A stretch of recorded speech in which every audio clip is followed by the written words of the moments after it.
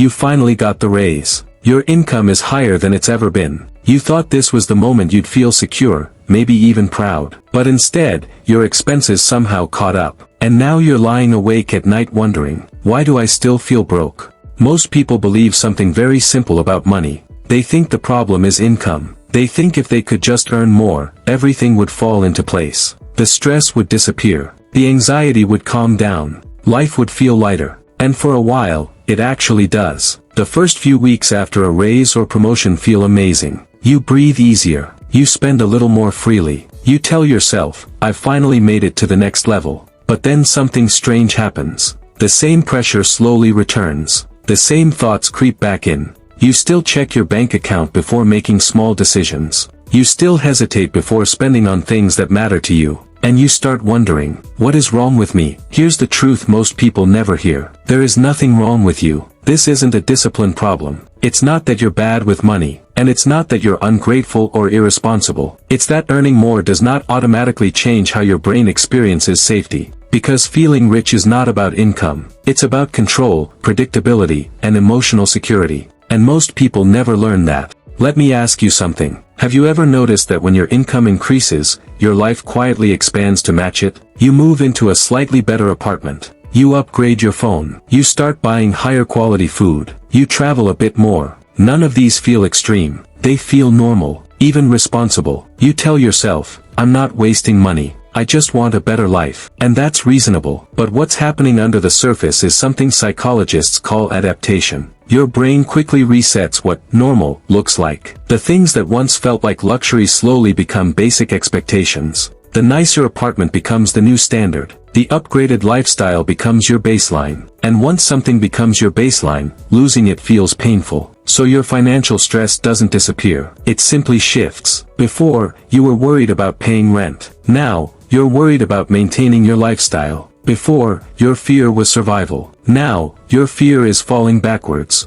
And that fear can feel just as intense. This is why people who earn twice as much often don't feel twice as secure. Because security is not created by income alone. It's created by the gap between what you earn and what you need to feel safe. And that gap is emotional, not mathematical. Let's take a simple example. Imagine two people. One earns $40,000 a year but lives modestly. Their expenses are low. They have savings. They can handle small emergencies. They sleep relatively well. The other earns $120,000 a year but has high fixed expenses. Mortgage, car payments, private school, subscriptions, lifestyle costs. They rely on every paycheck. Who feels richer? Most people assume it's the second person. But in reality, the first person often feels more in control. Because control, not income, is what your nervous system interprets as wealth. Your brain is not tracking your salary. It's tracking your margin. It's asking one simple question. If something goes wrong, will I be okay?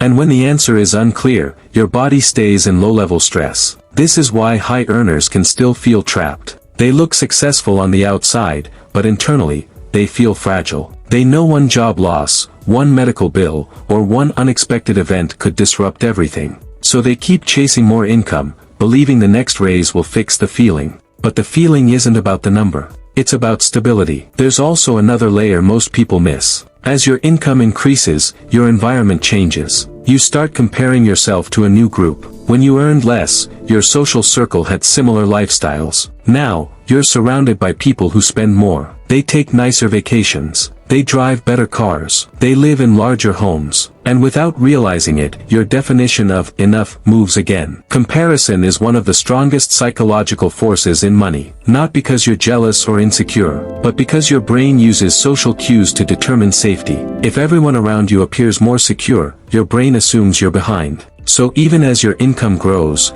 your sense of progress shrinks. This is why earning more can paradoxically increase anxiety. Because your expectations grow faster than your reality. And there's something else. When your income rises, your mistakes become more expensive. Before, a bad financial decision might cost you a few $100s. Now, it could cost thousands. So you become more cautious, more worried, more aware of risk. Instead of feeling free, you feel responsible. And responsibility, without emotional grounding, can feel heavy. This is why many people secretly miss the simplicity of earlier years. Not the struggle, but the clarity. When you had less, decisions were simple. Now, everything feels more complex. Investing, taxes, career moves, long-term planning. You have more options, but also more pressure. And your brain interprets pressure as danger. So the sense of rich remains just out of reach. At some point, something shifts. Usually, it doesn't come from earning more. It comes from realizing that wealth is not about what you can buy. It's about what you no longer have to worry about. This is the moment when people stop asking, how much can I make? And start asking, what do I actually need to feel calm? That question changes everything, because it forces you to define your own version of enough. Not society's version, not your friend's version, yours. For some people, enough means flexibility. For others, it means time. For others, it means stability for their family. When you define enough, income stops being a moving target. It becomes a tool. And once money becomes a tool instead of a scorecard, your relationship with it changes. You stop chasing upgrades that don't improve your life. You stop comparing constantly. You stop tying your identity to your salary. You begin to focus on resilience. And resilience creates a deeper sense of wealth than consumption ever can. Because resilience gives you something income alone cannot. Peace of mind. The strange thing is, many people who feel rich are not the highest earners. They are the ones who know they could survive disruption.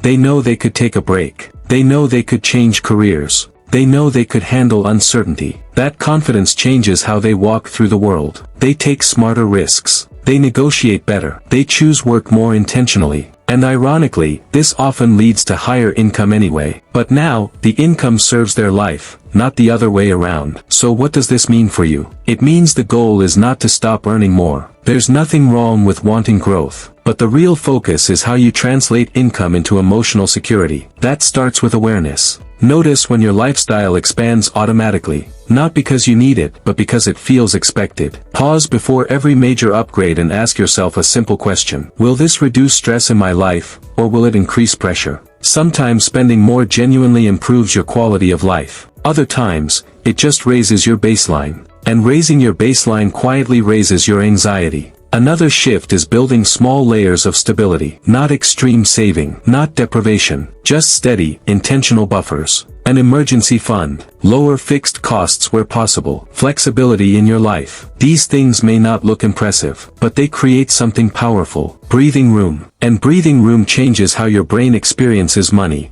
It transforms fear into confidence. It allows you to make decisions from clarity instead of urgency. And perhaps most importantly, it gives you time. Time to think, time to choose, time to live. Because the ultimate feeling of wealth is not luxury, it's freedom from constant pressure. If you've ever felt confused about why earning more didn't make you feel secure, you're not alone. You're not broken. You're not ungrateful. You're not doing life wrong. You're simply discovering something most people never see. That money is emotional before it is mathematical. The journey isn't about chasing a number. It's about building a life where your nervous system finally feels safe. And that takes time. It takes awareness. It takes small, consistent changes. It takes letting go of the idea that you need to prove anything to anyone. Because the truth is, feeling rich is quiet. It shows up in ordinary moments. When an unexpected bill doesn't ruin your week. When you can say no without fear. When you can rest without guilt. Those are the moments where wealth becomes real. So if you're still working toward that feeling, that's okay. You don't have to have everything figured out. You don't have to rush. Progress is slow, but it's powerful. And the more you align your money with your peace of mind, the closer you get to a version of wealth that no one can take away. And in the end, that's what most of us were really looking for all along.